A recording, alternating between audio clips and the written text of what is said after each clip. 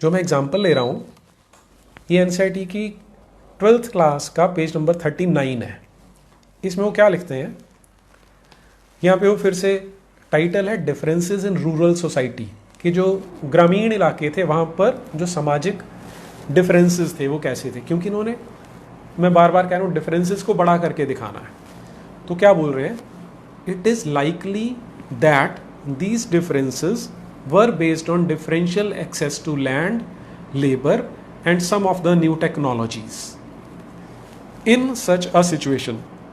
पहले तो आप इतने को ही देखिए, अगर आप हिस्ट्री पढ़ाते हैं, मैं तो क्योंकि साइंस पढ़ता रहा हूँ और पढ़ाता हूँ, साइंस में आप कभी भी इफ़ एंड बट नहीं छोड़ सकते, जो एकदम क्लियर है, एकदम स्पष्ट है, आप वही पढ़ा सकते हैं।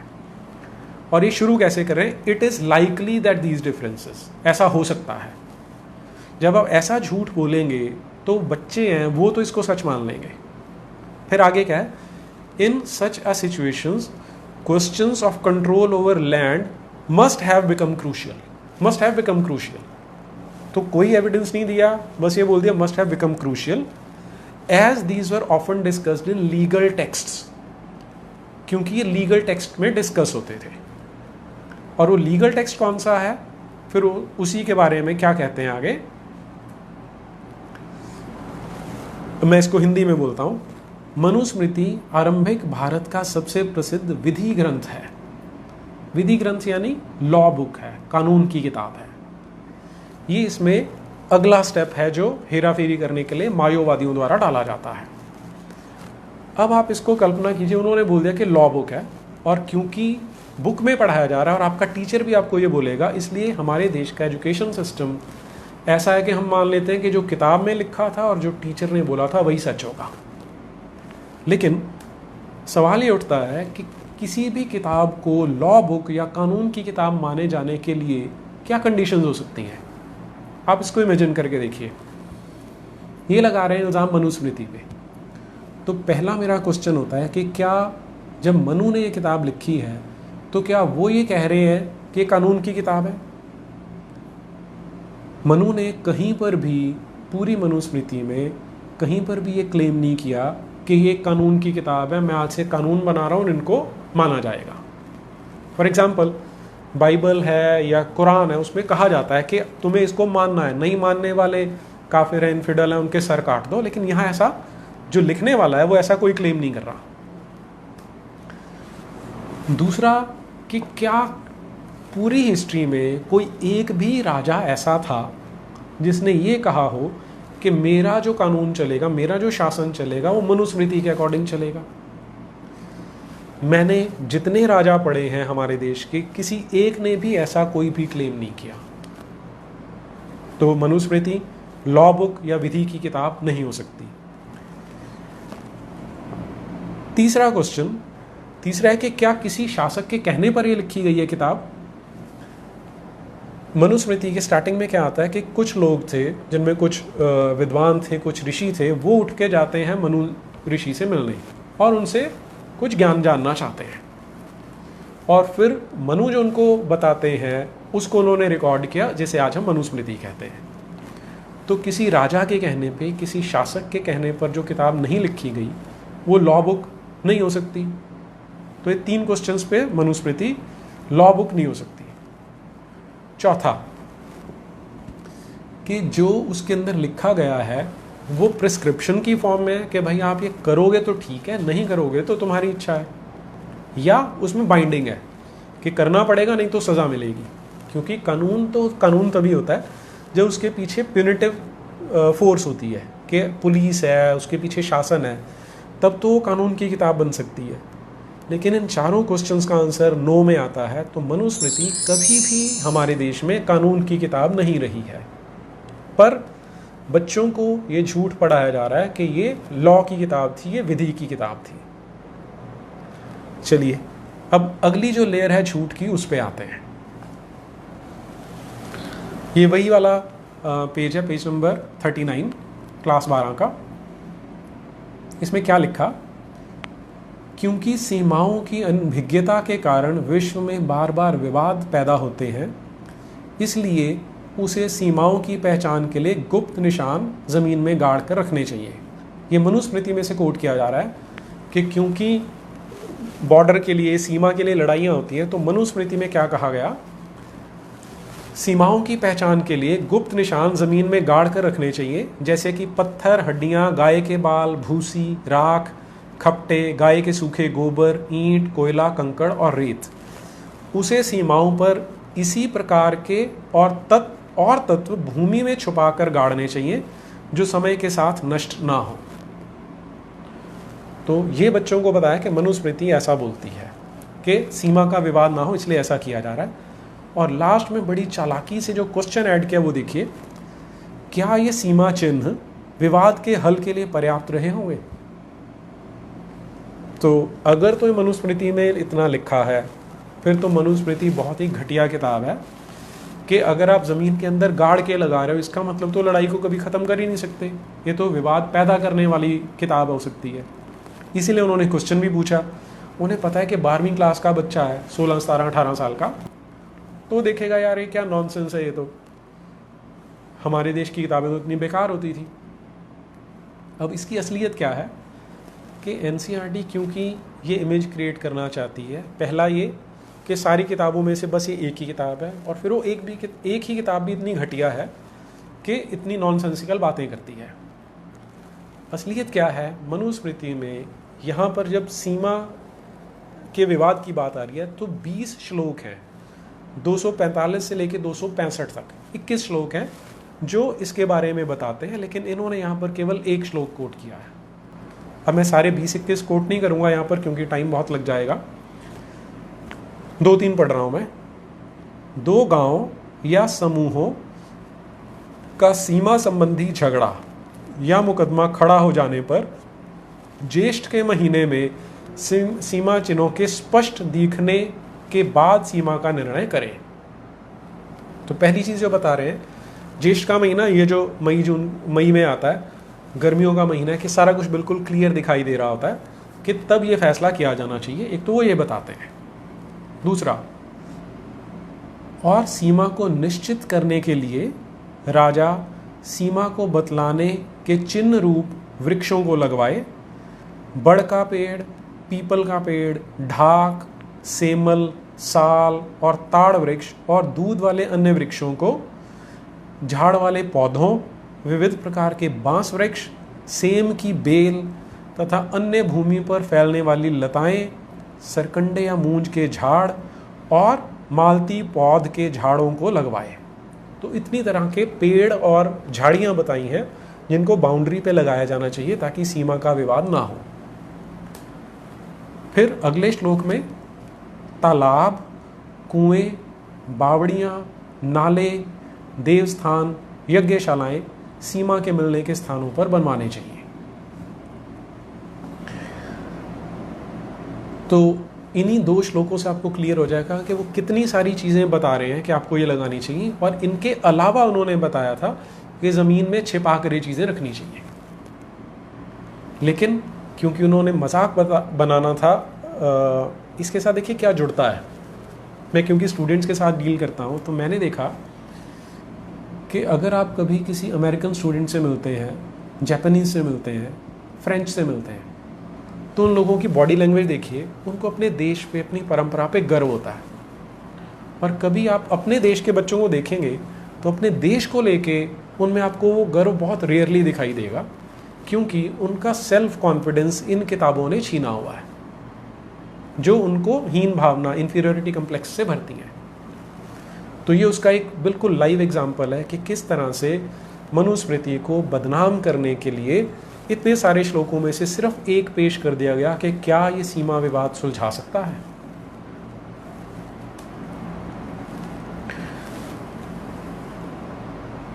फिर आगे चलते हैं। इसी में ही एनसीईआरटी में, अब मैं 6वीं क्लास का एग्जाम्पल ले रहा हूँ। 6ठी क्लास में जब बच्चा सबसे वल्नरेबल है, 12 साल का बच्चा, उसके माइंड में क्या इमेज फीड की जा रही है, ये मैं 6ठी क्लास की जो बुक है हमारे अतीत, उसका पेज नंबर 55 कोट कर रहा हूँ। कास्ट सिस्टम, जिसके बारे में सबसे ज़्यादा बात की जाती है कि ये देश ऐसा है जिसमें कास्ट सिस्टम है, इतना गंदा सिस्टम है कि विभाजन करते हैं सोसाइटी का। पहले हम इसको देख लेते हैं, फिर मैं अपने विचारों पे आता हूँ। वर्णों में अंतिम स्थान शूद्रों का था। इनका काम अन्य तीनों वर्णों की सेवा करना था। इन्हें कोई अनुष्ठान करने का अधिकार नहीं था। प्रायः औरतों को भी शूद्रों के समान माना गया। महिलाओं तथा शूद्रों को वेदों के अध्ययन का अधिकार नहीं था। तो इन 3 सेंटेंसेस में 12वीं छठी क्लास के बच्चे को, जो 12-13 वर्ष का है, ये बताया जा रहा है कि तुम ऐसी एक ट्रेडिशन को बिलोंग करते हो जिनमें समाज को काटा जाता था, डिवाइड किया जाता था। शूद्रों को सबसे नीचे रखा गया उनको कुचलने के लिए। औरतों को भी शूद्रों के समान माना गया और उन्हें वेद पढ़ने का अधिकार नहीं था। डिस्क्रिमिनेशन। एक तो आपने पूरी की पूरी जो सोसाइटी है उसके 2 हिस्से कर दिए कि एक, अब आजकल शूद्रों को और मॉडिफाई कर दिया गया है कि SC हैं, ST हैं, अनटचेबल्स हैं, दलित हैं, बहुत सारे लेबल लगा दिए। और दूसरे हैं जो इनको एक्सप्लॉइट करते थे। ये मायोवाद का टिपिकल है कि आपने उनको आपस में क्लैश करते हुए दिखाना है, उनमें कोई सामंजस्य, उनमें कोई प्रेम भाव नहीं दिखाना है। फिर दूसरा काम क्या किया, अब ये तो आपने तोड़ ही दिया। दूसरा जो आपने सबसे बड़ा फ्रैक्चर क्रिएट किया वो है कि महिलाओं के साथ शोषण किया जाता था ताकि 50% तो वो भी अलग हो जाएं। फिर इसी किताब में पेज नंबर 61 पे यहाँ ये बात कर रहे हैं आज से लगभग 2500 साल पुरानी। उसमें क्या बता रहे हैं, अब ये 2500 साल पहले की जो आप बात करेंगे, जब हम मौर्य वंश की बात करते हैं, जब चाणक्य होते थे, उस समय हमारे देश में छोटे छोटे संघ होते थे जो पूरे डेमोक्रेटिकली काम करते थे कि सब लोग मिल के डिसीजन लिया जाता था, सभाएं होती थी। और ये वो टाइम था जब पूरी दुनिया अभी जंगली जानवरों की तरह रहती थी, लेकिन हमारे देश में डेमोक्रेसी थी तब भी। लिच्छवी गणराज्य का एग्जाम्पल शायद आपने सुना हो, उसकी बात करते हैं। अब उसमें भी ये क्या बता रहे हैं, गण या संघ में कई शासक होते थे। कभी कभी लोग एक साथ शासन करते थे, जिनमें से प्रत्येक व्यक्ति राजा कहलाता था। ये सभी राजा विभिन्न अनुष्ठानों को एक साथ संपन्न करते थे। सभाओं में बैठकर ये बातचीत, बहस और वाद विवाद के जरिए तय करते थे कि क्या करना है और किस तरह करना है। बहुत बढ़िया। शत्रुओं के आक्रमण से निपटने के लिए वे मिलकर चर्चाएं करते थे। फिर लास्ट में एक लाइन डाल दी, स्त्रियां, दास और कर्मकार इन सभाओं में हिस्सा नहीं ले सकते थे। तो आपने जहां भी पॉजिटिव चीज आ रही है वहां पे ये नेगेटिविटी जानबूझ के इंसर्ट करनी है कि बच्चे कभी भी कॉन्फिडेंस ना गेन कर लें। पेज नंबर 72 आश्रम व्यवस्था की बात करें। जो 4 आश्रम होते हैं, ब्रह्मचर्य आश्रम, गृहस्थाश्रम, वानप्रस्थाश्रम और संन्यास आश्रम, उसको कैसे प्रेजेंट किया जाता है। जैन तथा बौद्ध धर्म जिस समय लोकप्रिय हो रहे थे, लगभग उसी समय ब्राह्मणों ने आश्रम व्यवस्था का विकास किया। अब ये टिपिकल अब्राहमिक सोच है, ये टिपिकल ईसाई मिशनरियों वाली सोच है। यूरोप में क्या हुआ कि कैथोलिसिज्म और प्रोटेस्टेंट्स में लड़ाई होती थी, Orthodox church, church of England में लड़ाई होती थी। कैथोलिक चर्च से लड़ने के बाद चर्च ऑफ इंग्लैंड बनाया गया। तो इन्होंने एक ऐसी इमेज यहाँ भी क्रिएट कर दी कि जैन और बौद्ध धर्म जब पॉपुलर हो रहे थे, उस टाइम पे ब्राह्मणों ने आश्रमों का विकास किया। जबकि सच्चाई ये है कि ये जो आश्रम व्यवस्था है ये आज से कम 6000 साल पुरानी तो है, जब से जो महाभारत टाइम से चली आती है। लेकिन क्योंकि झूठ बोलना है तो इस तरह से इसको डाल दिया। लेकिन आगे अगले पार्ट पे चलते हैं। इसमें फिर वो आते हैं कि ब्रह्मचर्य के अंतर्गत ब्राह्मण, क्षत्रिय तथा वैश्य से ये अपेक्षा की जाती थी कि इस चरण के दौरान वे सादा जीवन बिताकर वेदों का अध्ययन करेंगे। ठीक है, फिर थोड़ा सा गैप छोड़ के प्रायः स्त्रियों को वेद पढ़ने की अनुमति नहीं थी और उन्हें अपने पतियों द्वारा पालन किए जाने वाले आश्रमों का ही अनुसरण करना होता था। तो एक बार फिर से 6ठी क्लास के बच्चे को वही सुई चुभ हुई जा रही है कि स्त्रियों के साथ शोषण होता था। स्पेशली जो बच्चियां पढ़ती होंगी इनको, उनके मन पे क्या असर पड़ता होगा। फिर आइए इसी क्लास की 6ठी क्लास का ही पेज नंबर 128, लास्ट में 2 लाइनें हैं। स्त्रियां तथा शूद्र जिन्हें वेद पढ़ने की अनुमति नहीं थी वे भी इसे सुन सकते थे। पुराणों का पाठ पुजारी मंदिरों में किया करते थे जिसे लोग सुनने आते थे। तो छठी क्लास के बच्चे के माइंड में और बच्चियों के माइंड में ये डाल दिया कि यहाँ पर स्त्रियों को वेद पढ़ने नहीं दिया जाता था, इस तरह की घटिया परंपरा को तुम बिलोंग करते हो। फिर उसको और पक्का करने के लिए आगे चलते हैं। सामाजिक विषमताएं, कि समाज में जो विषमताएं हैं वो कैसे, वर्ण व्यवस्था के दायरे में और उससे परे धर्म सूत्रों और धर्म शास्त्रों में एक आदर्श व्यवस्था का उल्लेख किया गया था। ब्राह्मणों का यह मानना था कि यह व्यवस्था जिसमें स्वयं उन्हें पहला दर्जा प्राप्त है एक दैवीय व्यवस्था है। शूद्रों और अस्पृश्यों को सबसे निचले स्तर पर रखा जाता था। इस व्यवस्था में दर्जा संभवतः जन्म के अनुसार निर्धारित माना जाता था। तो इनके पास कोई एविडेंस नहीं है, कोई ऑथेंटिक एविडेंस नहीं है कि जन्म के आधार पर था, लेकिन संभवतः डाल के इन्होंने बच्चों के माइंड में, अब ये छठी 7वीं क्लास का बच्चा ये एनालाइज नहीं करेगा कि संभवतः शब्द डाला हुआ है इसमें। ओके, अब ये तो हुआ जो एनसीईआरटी बताती है। अब इस देश के जो ग्रंथ हैं वो क्या बताते हैं वो हमें देखना चाहिए। और मैं हमेशा ट्राई करता हूं कि मैं मनुस्मृति को कोट करूं। उसका रीज़न क्या है कि इसको सबसे ज़्यादा बदनाम किया जाता है और ये कहा जाता है कि सबसे घटिया किताब है। बाकियों को तो बाद में कोट करूंगा, इसलिए मैं इसमें से कोट करता हूं। मनुस्मृति का चैप्टर नंबर 10 श्लोक नंबर 4, ब्राह्मण क्षत्रियो वैश्य स्त्रियो वर्णा द्विजातया, कि जो ब्राह्मण क्षत्रिय और वैश्य ये द्विजातीय हैं। द्विजातीय का अर्थ हुआ द्विज, द्विज यानी जिनका दोबारा जन्म हुआ है। अब जो कॉन्सेप्ट है वो क्या है कि हर बच्चा जब जन्म लेता है तो वो शूद्र होता है क्योंकि वो पढ़ा हुआ नहीं है। लेकिन जो बच्चे पढ़ने चले जाते हैं, जो गुरुकुल में जाते हैं, अब उनका दूसरा जन्म होता है, तो वो अपने गुण कर्म स्वभाव अपनी इच्छा के अनुसार ब्राह्मण बनेंगे, क्षत्रिय बनेंगे या वैश्य बनेंगे। और जो पढ़ने आया ही नहीं है, उसका दूसरा जन्म नहीं हुआ, तो वो शूद्र रह जाएगा। ये शूद्र की कॉन्सेप्ट है। ठीक, अब ये तो लेकिन मनुवाद की किताब है, तो इसको कैसे विश्वास कर लें। तो इसका सबसे बढ़िया एग्जाम्पल, जो हिस्टोरिकल एग्जाम्पल हमारे पास अवेलेबल है, वो है आज से लगभग 2300 साल पुराना। जब चंद्रगुप्त मौर्य गद्दी पे बैठते हैं तो एक ग्रीक एम्बेसडर आते हैं मेगस्थनीज, जो पाटलिपुत्र में आके स्टे करते हैं 12 साल के लिए, जिसे आज हम पटना कहते हैं, तब पाटलिपुत्र कहते थे। वहाँ रहकर वो एक किताब लिखते हैं जिसका नाम है इंडिका।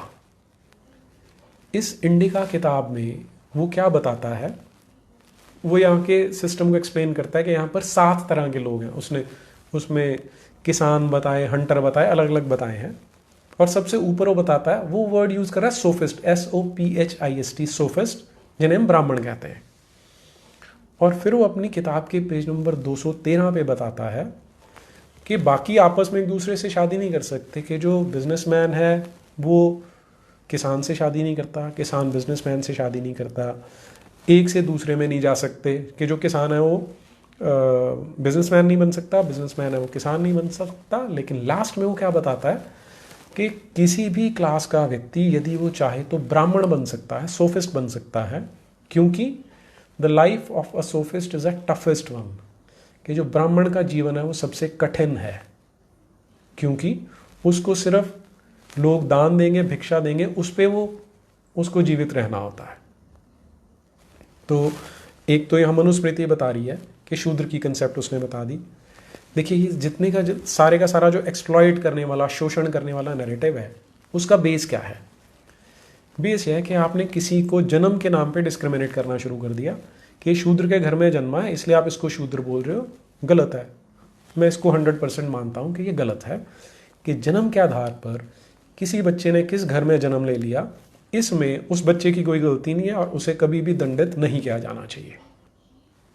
ठीक है, ओके। अब यहाँ पर मनुस्मृति ने क्लियर कर दिया कि पढ़ने लिखने का क्राइटेरिया है कि कौन शूद्र होगा कौन शूद्र नहीं होगा। तो यहाँ पर बर्थ बेस्ड डिस्क्रिमिनेशन नहीं है।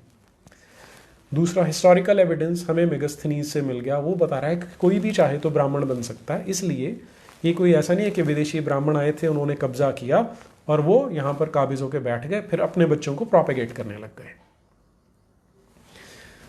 चलिए, मेगास्थनीज तो आज से 2300 साल पुराना था। कई लोग बोल देते हैं कि उसके बाद कास्ट सिस्टम रिजिड हो गया। दूसरा जो एविडेंस हमें मिलता है वो है तुजुक जहांगीरी में से। जहांगीर ने एक किताब लिखी थी, आज से 400 साल पुरानी बात है केवल, जहाँ पर वो हिंदुओं का सिस्टम बता रहा है। अब जहांगीर तो कट्टर मुसलमान था, ना वो संगी था, ना वो आर्य समाजी था, ना वो भक्त था।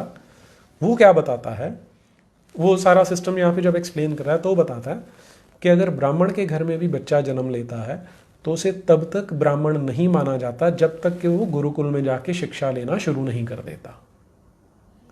जो आपको ये क्लियर करता है कि यहाँ पर बर्थ बेस्ड डिस्क्रिमिनेशन नहीं था। देखिए, किसी ने कहीं पर किया हो, कोई इंडिविजुअल, कोई बीच में एक चोर उचक्का निकल जाए, 10 निकल जाए, उसके बारे में कुछ नहीं कहा जा सकता। लेकिन जो सोसाइटी थी एज अ रूल, वो इसको बर्थ बेस्ड या जन्म के आधार पर डिस्क्रिमिनेशन नहीं करती थी। जो रूल्स है वो वैसे नहीं थे। ये हमें क्लियर होना चाहिए। चलिए, फिर आगे और एग्जाम्पल लेते हैं।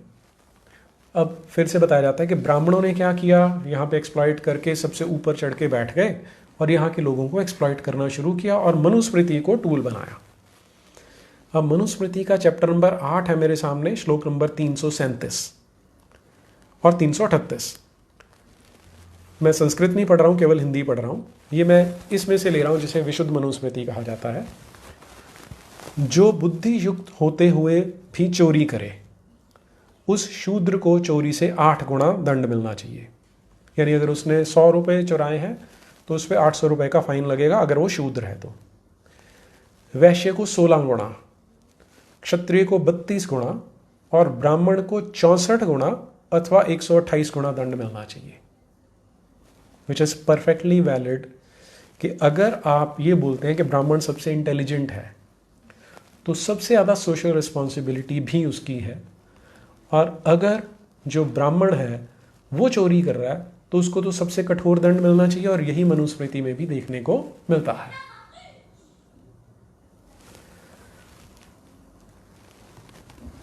फिर मनुस्मृति में चैप्टर नंबर 2 श्लोक नंबर 130,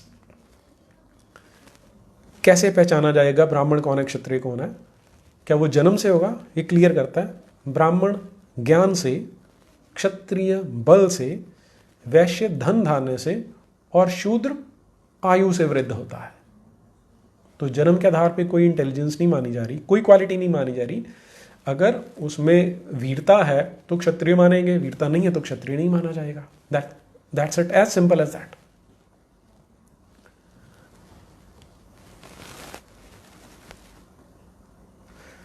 और कई बार लोग कोट मांगते हैं तो मैं एक बार फिर से मेगास्थनीज वाला कोट एग्जैक्ट पढ़ देता हूं, पेज नंबर 213 पे। It is permitted that the sophist only be from any caste, for the life of the sophist is not an easy one but the hardest of all. अब ये पता नहीं किस तरह के अत्याचारी थे ब्राह्मण, विदेशी आए, कब्जा किया और सबसे मुश्किल अपने ऊपर ले ली कि हम ना तो किसी से ज़्यादा पैसे लेंगे, ना अपने ज़मीन पे कब्जा करेंगे, ना हमारे पास वेपन्स होंगे, सिर्फ हम दान पे रहेंगे। अब दूसरे एस्पेक्ट पे चलते हैं, जो महिलाओं के बारे में कहा जाता है कि महिलाओं का शोषण होता है। ये इतनी ज़्यादा हंसी वाली बात होनी चाहिए थी अगर ये हमारे समाज के बारे में ना होती, कि जो वेद लिखे गए हैं, वेद लिखने वालों में ही लगभग 30 से ज़्यादा ऋषिकाएं हैं, महिलाएं हैं जिन्होंने लिखा है वेदों के श्लोकों को। तो जब वेद लिख सकती हैं, लिखने में तो ब्राह्मणों ने मना नहीं किया, तो पढ़ने में क्यों मना कर देंगे? ये एग्जैक्टली जो वेस्टर्न सोसाइटी में होता था उसे उन्होंने यहाँ पर ट्रांसपोज कर दिया।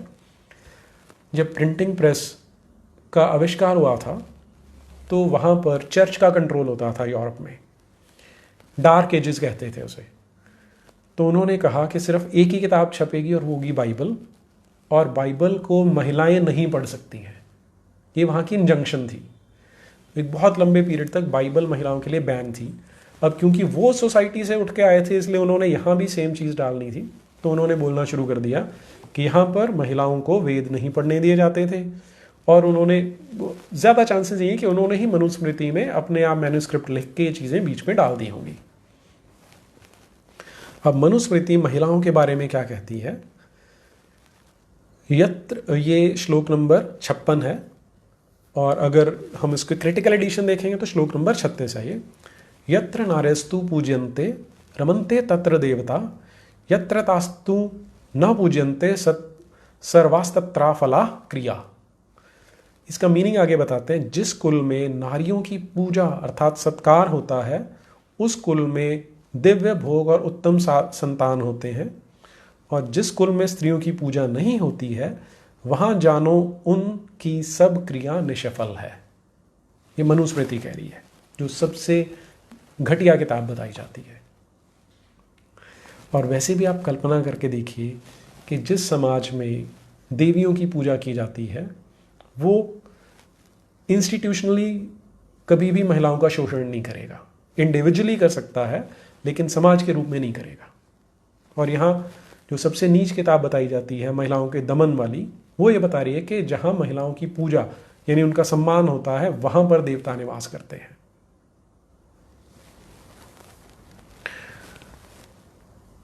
फिर श्लोक नंबर 26, हे पुरुषों, संतान उत्पत्ति के लिए महाभाग्योदय करने हारी पूजा के योग्य गृह आश्रम को प्रकाशित करती संतानोत्पत्ति करने कराने हारी घरों में स्त्रियां हैं, वे श्री अर्थात लक्ष्मी स्वरूप होती हैं, क्योंकि लक्ष्मी, शोभा, धन और स्त्रियों में कुछ भेद नहीं है।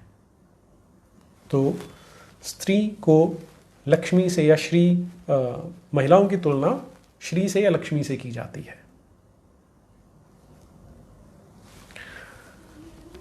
इस मनुस्मृति के बारे में और हमारे इस समाज के बारे में कहा जाता है कि यहां पर महिलाओं का शोषण होता था।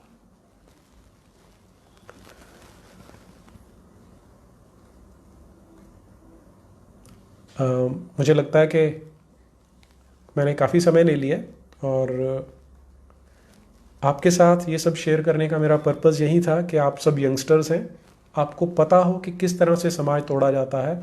और मुझे लगता है कि आप में से मैक्सिमम लोग इन्हीं किताबों को पढ़ के निकले हैं, तो आपको पता चलना चाहिए कि आपके साथ क्या फ्रॉड किया गया है। तो आज मैं यहाँ पे इसको रोकता हूँ और क्वेश्चंस हम देख लेते हैं कि अगर कोई क्वेश्चन मिलता है तो मैं उसके आंसर्स अब दे सकता हूँ।